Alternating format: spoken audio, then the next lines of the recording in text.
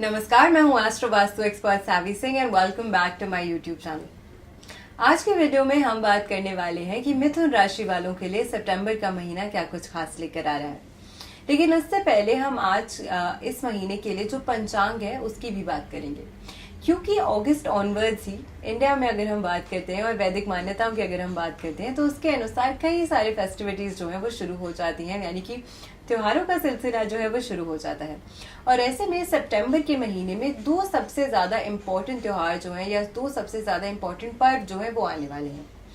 सबसे पहले है पितृपक्ष का समय, जो कि 7 सितंबर से लेके 21 सितंबर तक रहने वाला है। और उसके बाद आते हैं नवरात्रे। शारदीय नवरात्रे 22 सितंबर से शुरू होकर जो नवमी तिथि है वो 1 अक्टूबर को आएगी और दशमी तिथि यानी कि दशहरा का पर्व जो है वो इस बारी 2 अक्टूबर को मनाया जाएगा। तो ऐसे में अगर आपके जीवन में कई सारे संघर्ष हैं, कई सारे परेशानियां हैं, हो सकता है कुछ परेशानियां जो है वो आपके जीवन में ग्रहों के दोष की वजह से आती हो, लेकिन कुछ परेशानियां जो है वो कई बार देखा गया है कि पितृदोष की वजह से भी उत्पन्न होती है। तो ऐसे में पितृदोष से अगर आप अक्सर पीड़ित रहते हैं या आपको लगता है कि कोई भी कार्य आप शुरू करते हैं, एंड तक पहुंचते पहुंचते बस पता नहीं क्या होता है, वो कार्य जो है वो पूरा नहीं हो पाता है, या फिर इन जनरल घर में कभी भी आपको लगता है कि खुशहाली का वातावरण जो है वो आ ही नहीं पाता है, कोई भी सेलिब्रेट करने वाला पर्व हो या कोई भी सेलिब्रेशन हो वो ही नहीं पाती है। इस तरीके की परेशानियां अगर अक्सर आपके जीवन में होती हैं तो ये भी एक स्ट्रॉन्ग इंडिकेशन होता है कि कुंडली में या घर में किसी न किसी प्रकार का पितृदोष जो है वो उत्पन्न हो रहा है। जी,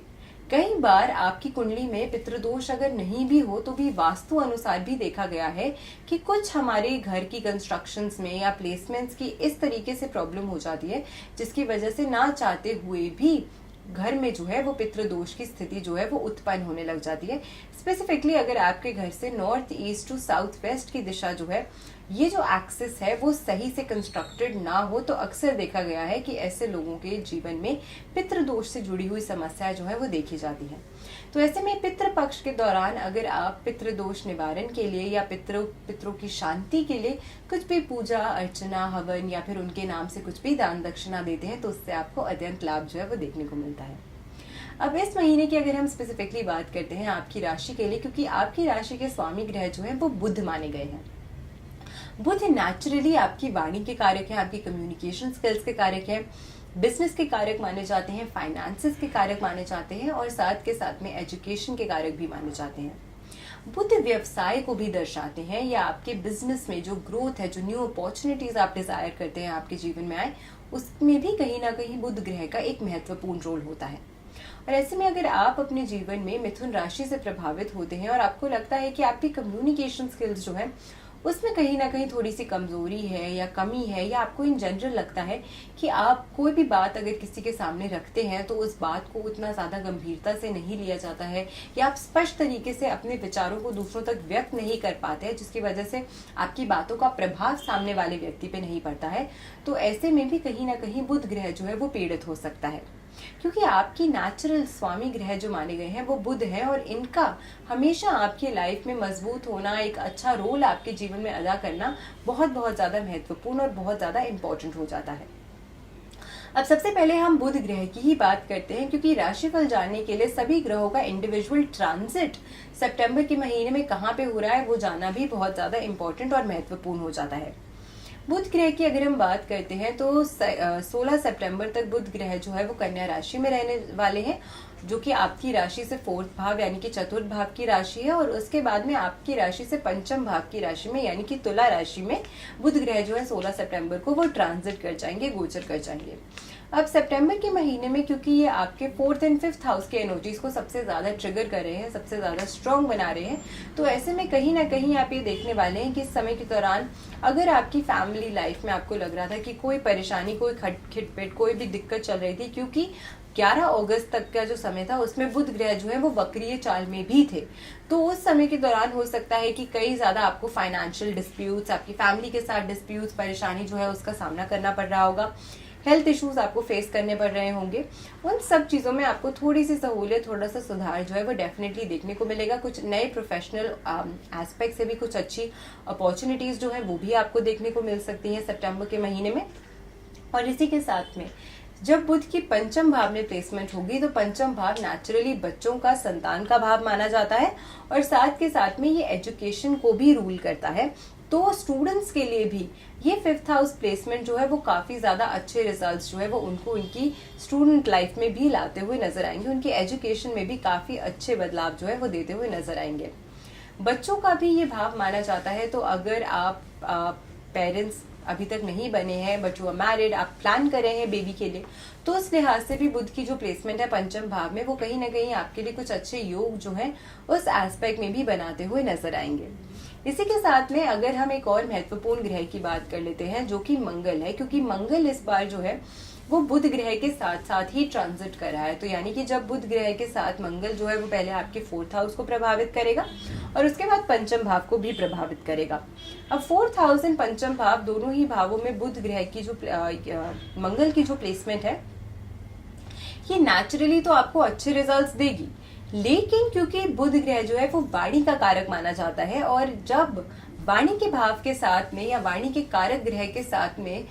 मंगल जैसा एक अग्रेसिव अग्नि तत्व प्लैनेट प्लेस हो जाता है और अगर नेचुरली आपकी कुंडली में बुध या फिर मंगल पीड़ित हो, इन दोनों में से कोई भी एक सिचुएशन हो, तो इस समय के दौरान हो सकता है कि आप कोई भी फाइनेंशियल प्लानिंग अगर कर रहे हैं तो बहुत हड़बड़ी में, बहुत जल्दबाजी में आप कर ले, जिसकी वजह से आपको कुछ ना कुछ परेशानियां या आपको कुछ ना कुछ दिक्कतें जो है उसका सामना अपनी फाइनेंशियल लाइफ में करना पड़े। दूसरी चीज ये भी पॉसिबल है कि इस समय के दौरान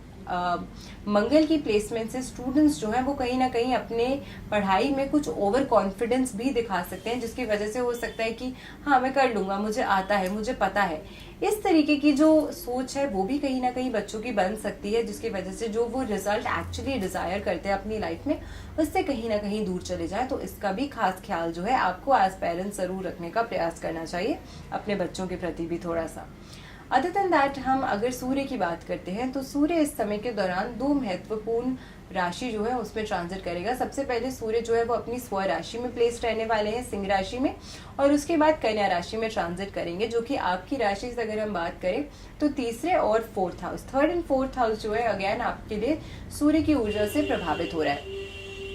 अब आपकी राशि के लिए महत्वपूर्ण ये हो जाता है कि सितंबर के महीने में 3 मेजर प्लैनेट्स जो हैं यानी कि सन, मर्क्यूरी एंड मार्स, यानी कि सूर्य, बुध और साथ में मंगल,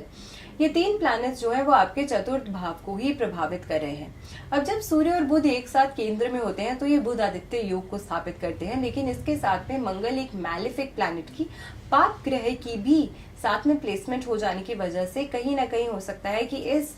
ये बुध आदित्य योग जो आपको राजयोग आपके केंद्र में फॉर्म हो रहा था उसका उतना फायदा जो है वो आपको ना मिल सके। तो इसी कारण से ये भी देखा जा सकता है कि इस समय के दौरान आप अगर कोई प्रॉपर्टी या एसेट से रिलेटेड कोई भी डील या कुछ भी कर रहे थे तो उसमें भी आपको किसी भी प्रकार की जल्दबाजी जो है वो नहीं करनी है। बट हाँ, मंगल की प्लेसमेंट प्रॉपर्टी से जुड़ा हुआ कार्य जो है उसमें आपको सफलता जरूर लाके देगा, बट आपको कॉन्शियस ही रहना है, आपको कॉन्शियस ही रहना है कि जल्दबाजी आपको नहीं करनी है कोई भी महत्वपूर्ण निर्णय लेते हुए। दिस इज वन की फैक्टर जो आपको ज्यादा अत्यधिक ध्यान जिस चीज का आपको जरूर रखना है। अगली चीज ये भी है कि मिथुन राशि की जब हम बात करते हैं तो आपकी ही राशि में देवगुरु बृहस्पति जो है वो इस समय के दौरान अतिचारी होकर प्लेस्ड है। तो अगर आप नेचुरली इस समय के दौरान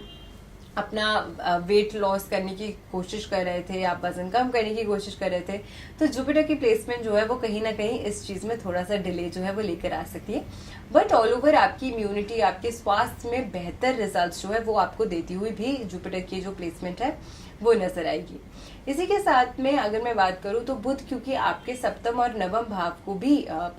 गुरु जो है, जुपिटर जो है वो आपके सप्तम और नवम भाव दोनों को ही प्रभावित करने वाला है। तो इस समय के दौरान ये भी पॉसिबिलिटी है कि आप हो सकता है कि अपने काम के लिए, अपने बिजनेस के लिए, अपने कार्य के लिए किसी न किसी वजह से ट्रैवल कर रहे हैं और ये ट्रैवल आपके लिए काफी फ्रूटफुल साबित हो सकता है। कुछ लोगों की इस समय के दौरान स्पिरिचुअल इंक्लिनेशन जो है वो भी बढ़ती हुई नजर आएगी और ये भी आपको कुछ अच्छे रिजल्ट्स जो है अपने जीवन में डेफिनेटली दे सकता है। अध्यात्म के प्रति या फिर रिलीजियस कार्यों के प्रति आपकी जो एक थॉट है उसमें कुछ अच्छा बदलाव जो है, कुछ पॉजिटिव चेंज जो है या उसकी कुछ इन्फ्लुएंस जो है वो आपके जीवन में बढ़ती हुई आपको डेफिनेटली नजर आएगी। अब इस तरीके का जो आपका मिला जुला